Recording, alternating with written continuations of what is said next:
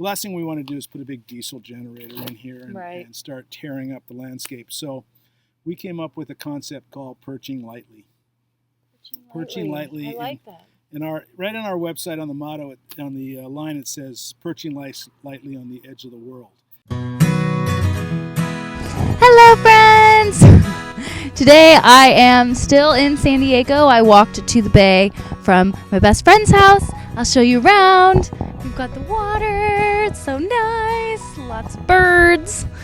And I am introducing my interview with John Handy, who is part owner with his wife, Corinne.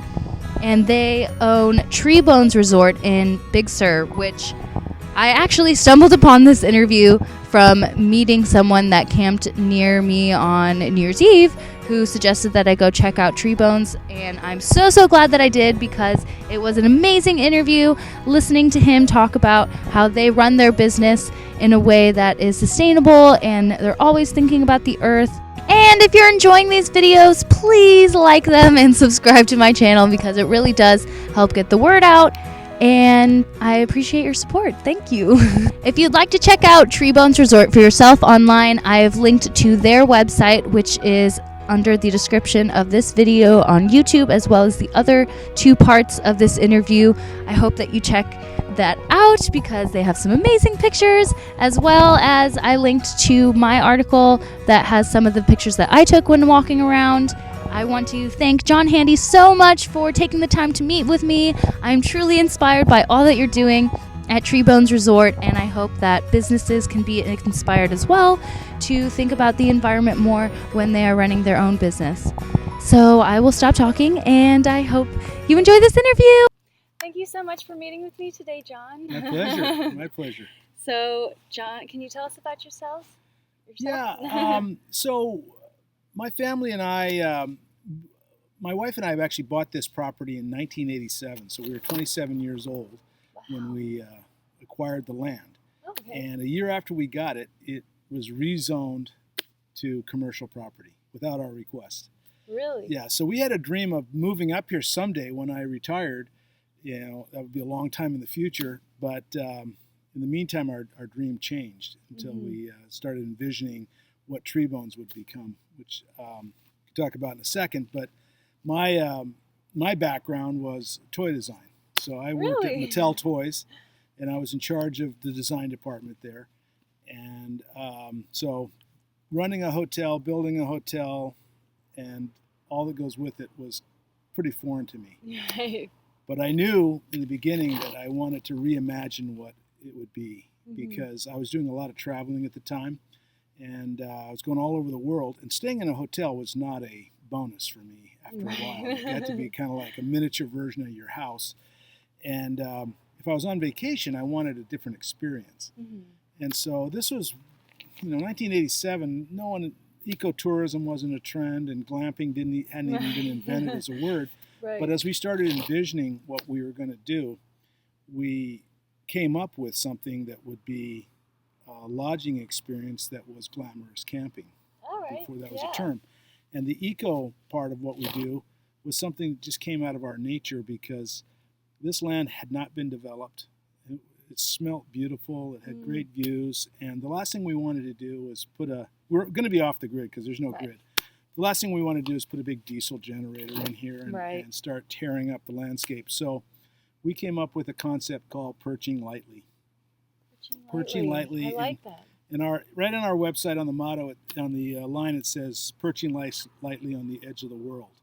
And perching lightly means a lot of things. It means a low footprint, so low carbon footprint, and not making a lot of noise, not making pollution. But it also means not flattening everything out and paving it. So before we ever thought of yurts or any of the kinds of lodging units we would have to do, we thought about putting whatever it was on stilts and letting the land kind of move underneath them. So that's what started us out before we had any ideas. It was just perching lightly. Perching lightly. So you said that you traveled a lot, but why did you guys pick Big Sur in particular?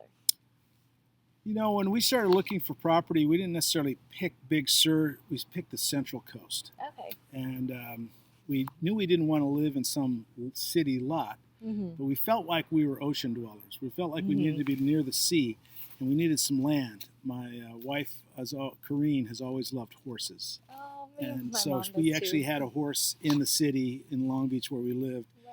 But whatever we bought needed to have 5 to 10 acres at least that we could have horses. That was our original thought.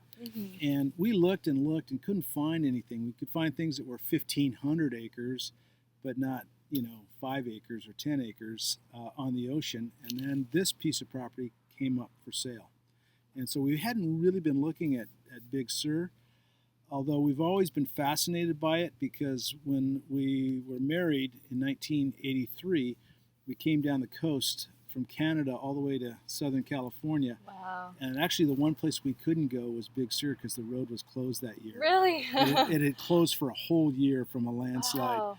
So we started coming back up here and camping up here, and it was always a fascinating, mysterious place. So that's kind of how we ended up in Big Sur. Very cool. Yeah. Well, Central Coast is so beautiful. It I is. think it's out of all of California, probably is my favorite too. Yeah. You have yurts. I heard that you also have actual tree houses, or Yeah, we have a tree house that is very popular. Yeah. Yeah, and it was created by Pete Nelson, and it was actually built with a workshop. Wow. So 20 people from around the world signed up to learn how to build a tree house with Pete Nelson before he was on a TV or anything. That is But so cool. He had 6 books written about tree houses, and one of our guests said, I have a friend that you should meet, Pete Nelson. He builds tree houses. And I go, man, I have 3 of his books. And so she gave me his phone number, and I called him up and I said, what are you doing, Pete? And he goes, I'm just getting ready to do my last workshop of the year. It was like September.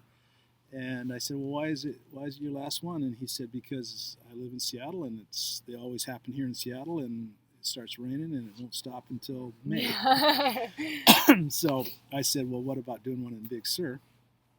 And he said, do you have anyone you have to check with? And I said, yeah, just my wife. And I called into the other room, and she said, okay, I don't care if you want to do it. And so instantly it sold out. And that is amazing. We built it all with local wood, and Wow. and the people came from around the world and built the treehouse. And it's That's a beautiful. so When beautiful. you walk in, it's handmade, and you can feel it. You feel the love that went into it. That is such a beautiful story. I love that. Serendipitous things happen sometimes. If you just keep your Always. heart open, things happen. Exactly. Always. I hope you enjoyed that first part of a 3-part interview with John Handy, part owner of Treebones Resort in Big Sur. If you did, please like this video and subscribe to my channel, and look down on the description on YouTube to get the other 2 links to the parts of this interview. Thank you for your support.